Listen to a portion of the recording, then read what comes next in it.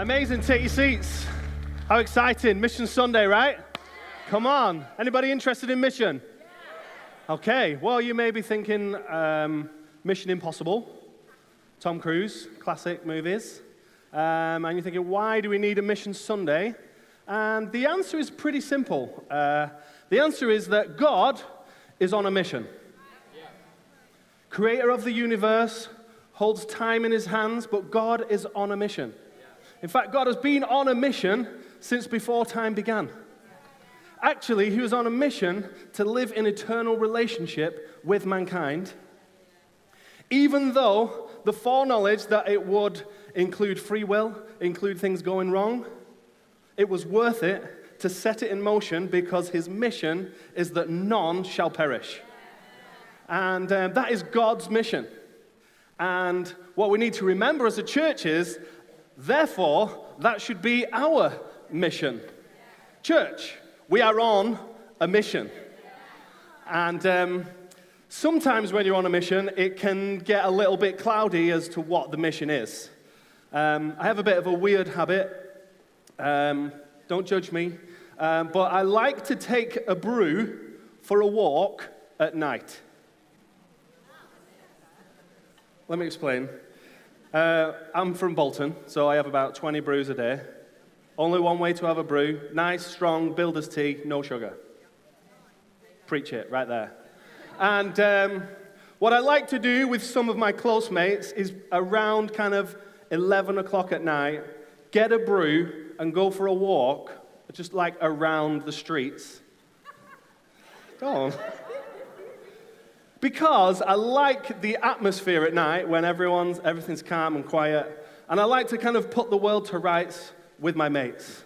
So we'll get a brew, we'll go for a walk around the block, and, talk about life. Just setting the world right. And I find it really relaxing, and that kind of quietness when everything is still is amazing. But even still, when I'm doing this, I can find myself slipping into power walk mode. And I've got my brew in my hand, and we're trying to talk, and you end up kind of pacing down the street at full pelt. And then every now and again, we just have to go, just stop a minute. We're not going to catch the bus. You're not late for an appointment. Just breathe. And enjoy the moment. And the point of going outside is to take that time. And you kind of miss the point of what you're doing it for. And I also have that problem at the supermarket. I don't know if any of you can relate to me. I don't know if it's a male-female thing or if it's just me and Sarah. Like, Sarah is a machine when it comes to the supermarket run. She just has this sense in her head that she just knows everything we need. She has a list somewhere, but she just walks along like things coming in, and she's just superpower of being able to do it. I need a list. My list, like little check boxes, I need to scribble it out to know that it's actually in the trolley, and I've got to get that right. And obviously it's never in aisle order, is it?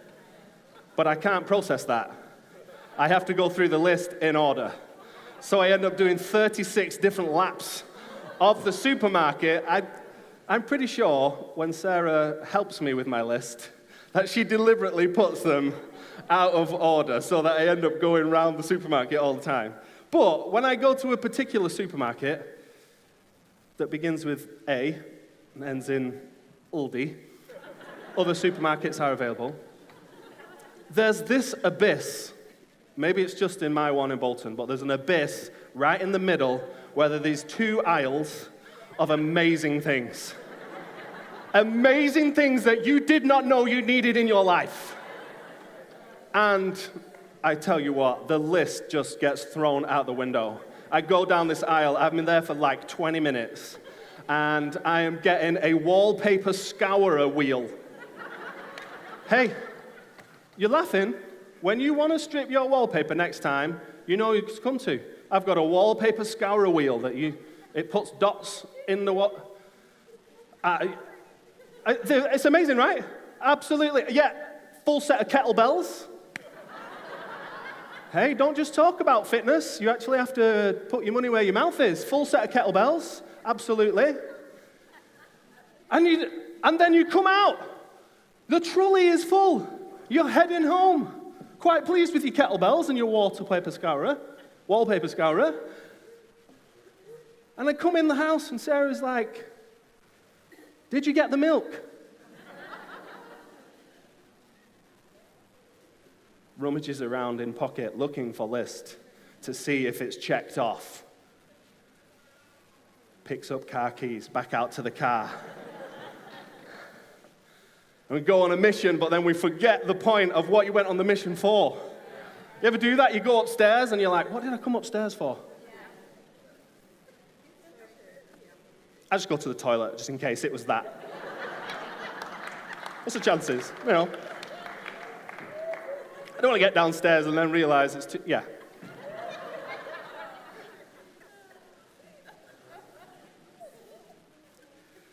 When Jesus was on the earth, he was on a mission too.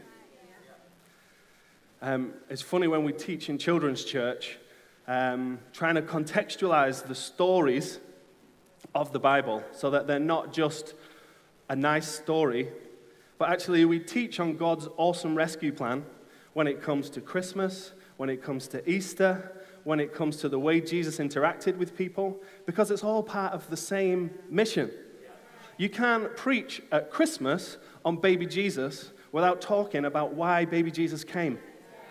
We can't preach at Easter about why Jesus died on the cross unless we have it in context of all time. It's the central point of God's awesome rescue plan where God sent Jesus to the earth to grow up, to die on a cross for our sin, so for all eternity we can be in relationship with him. Jesus was on a mission. John 3:16, 17. Probably one of the most famous verses in the Bible. I've got mine here. I'm just going to read it to you as a bit of a refresh. I'm sure you all know it off by heart. It says, "For God so loved the world that he gave his one and only Son, that whoever believes in him shall not perish, but have eternal life. For God did not send his Son into the world to condemn the world, but to save the world through him." Jesus was on a mission. Like when Jesus was 12, he was aware of his mission. Have you heard the story when Mary and Joseph lost him?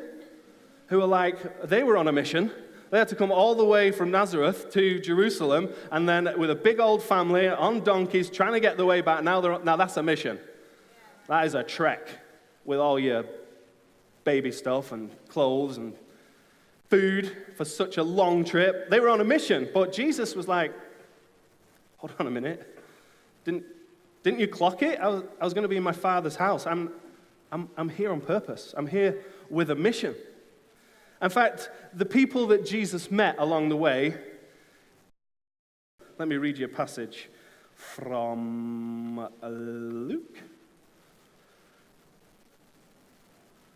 I think I've lost it. There it is. No, it's Mark. There you go. Okay. This is a guy who came to Jesus who thought he knew what the mission was. He's like, Jesus, I got you. I know what you're all about. As Jesus started on his way, a man ran up to him and fell on his knees before him. "Good teacher," he asked, "what must I do to inherit eternal life?" "Why do you call me good?" Jesus answered. "No one is good except God alone.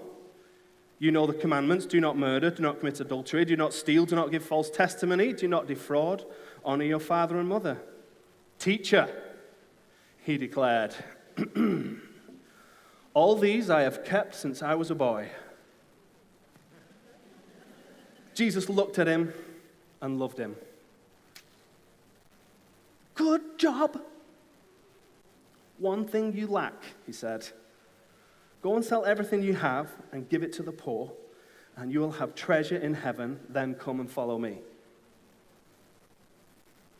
At this, the man's face fell, and he went away sad because he had great wealth. The rich young ruler didn't quite get the point of the mission. It's almost like one of the most bizarrest inventions, that is the single umbrella. Hold on a minute. There you go. That's what it's all about. The rich young ruler could only see his own situation. Okay, what do I need to do so that I can inherit eternal life? I've done everything right. I've got everything sorted. This is the mission for me to be as sorted as possible. Jesus said he was a good man. He's not a loser. He's not a Pharisee that's walking around in religious spirit, but he just missed the point. He missed the point of what Jesus' mission was. Jesus didn't come just to be perfect and show everyone perfectness. There you go. That's what we're aiming for. Good night. No. Jesus was on a mission.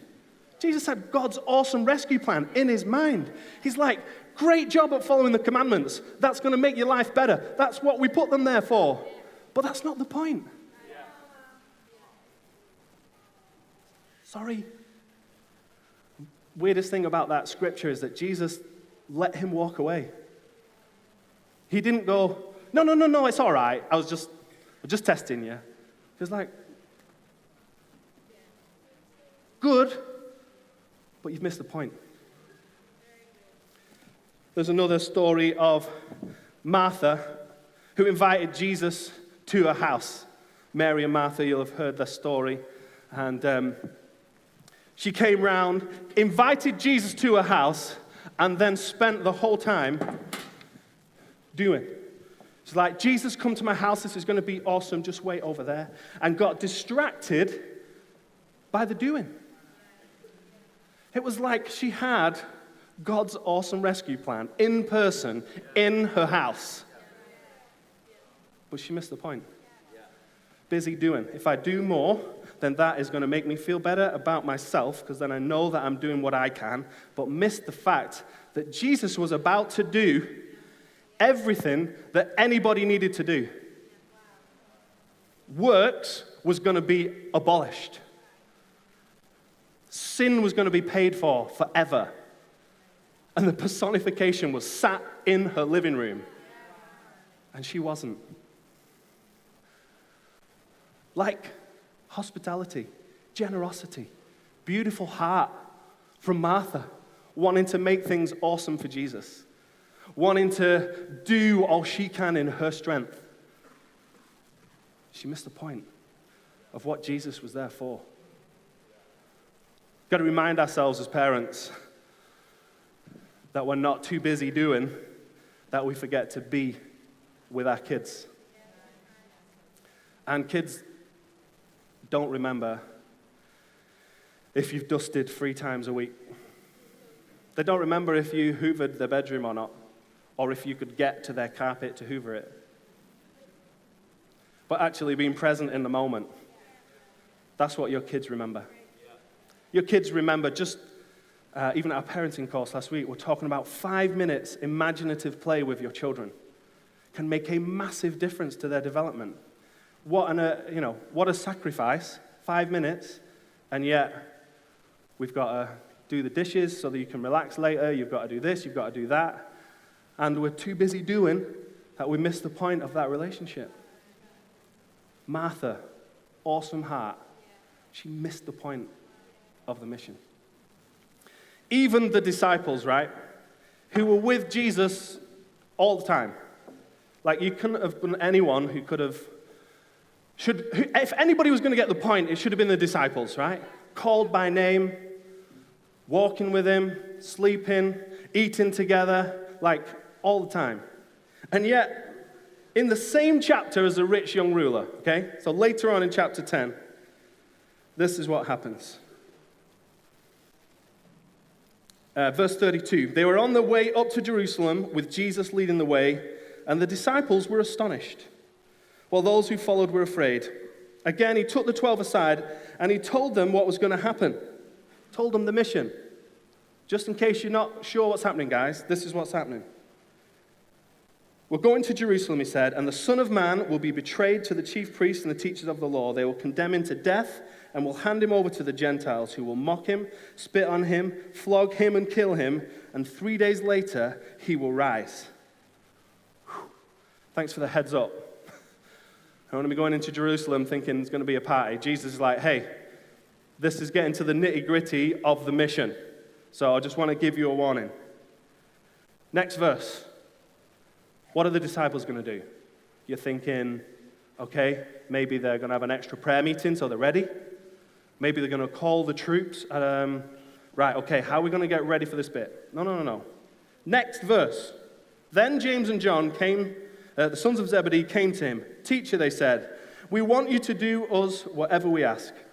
What do you want me to do for you, he asked. They replied, let us sit at your right hand and the other on your left in glory. What? Jesus has just said, hey, we're going to Jerusalem for the business end of the mission trip. Okay, we've got to get serious. It's going to get ugly with all your mission stuff. But when we get to heaven, where can I sit? I just think it would look good. You know, me here, John there. You know, we could do like a few selfies. Like, what are they doing? They're missing the whole point of what Jesus was about. And Jesus is like, what? You don't even know what you're asking for. Like, I'm here to try, not to try, but to, I'm excited that we're in a church that knows what the mission is. What we don't want is church to be something that just looks after self and is all about what I want. This is how I like church to be. This is the songs that I like to do. This is the seat that I like to sit in. And I like to come at this particular time. I don't want to come any earlier because then I might get indigestion from when I have my breakfast. So don't change the service. Don't ask me to get here early. I've already got to do my paper run. And I need my breakfast to settle before I get here. And we think that this gathering, all the people in this room are here to make sure that you have the best Sunday morning because it kind of puts you in a good mood for the rest of the week. No. You're missing the point of what church is for. Remember what Jesus said right at the beginning, his mission? For God so loved the world that he gave. Jesus always had people in his heart when he was on the mission. He wasn't thinking about whether he was tired or whether he was hungry. He always had people on his heart. And not just the people in front of him, which he healed everywhere he went, but he had all mankind on his heart. He carried the cross in his heart throughout his mission. And he went on and carried that with him. The rich young ruler came to him. It's all about me, me, me. Jesus said, good start, but sell everything you've got and give it to the poor. Not about you. It's about the people around. There are poor people in your life that you're walking past with your umbrella on, nice and dry, and there's people that need shelter. You're missing the point of the mission. It's about people. When it came to Martha, he was like, cool, I love that you want to help me, but I'm actually more about people. It said that Mary, Martha's sister, sat with Jesus in his presence. Jesus was about people. The disciples, thinking about themselves. Where are we going to sit? In it for the glory. We've done 3 years. 3 years, hard toil here. I've not done fishing for 3 years. I think, should get some kind of medal, some kind of special seat. Jesus was like, oh, guys, must I teach you everything? You're missing the point. This is about people. Jesus, at the beginning of his ministry, in the desert, is tempted by the enemy. The devil comes to try and tempt him.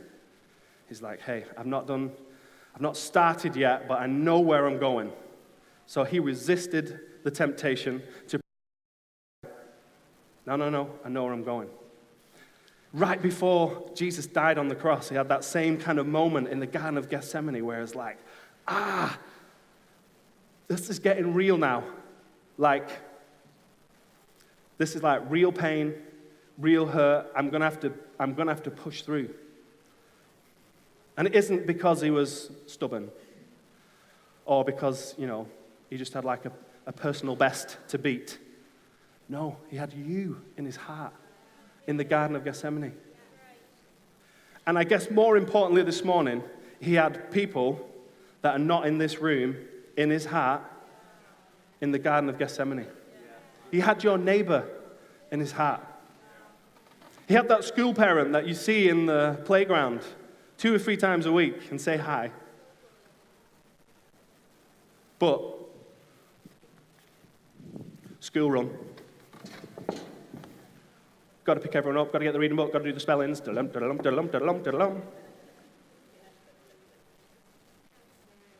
Like, you got to do the spellings, you know what I'm saying?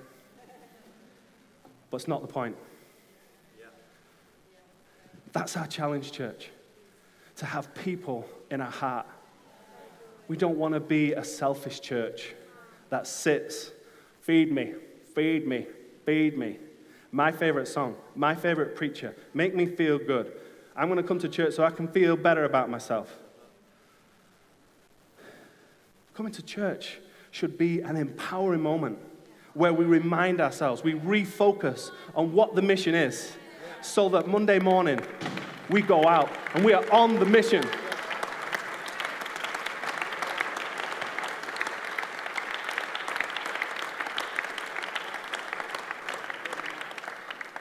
It's a nice land. And that's why we're doing Mission Sunday. What we don't want to do is give ourselves, a telling off and a chastisement, but what it is a refocus. It's hey, doing awesome, doing great, but let's all just remember what the point is. Sometimes we're walking around with our head down and we've got our own thing because they're just locked in. But that's what Mission Sunday is. It's a head up. Let's look around me to the people that Jesus died for. And actually, I might be part of God's awesome rescue plan for them. And actually, that mum that you walk past on the school run that always looks like she might be struggling a little bit or wrestling with some stuff, and actually she just needs you to be the one that stops and asks how she's doing. That actually puts your business down for a second. God's love. And you can be the vessel for that. And so we're launching as much mission stuff as we can to remind us, so that we can literally be remembered that we're not here to serve us, but we're here to serve.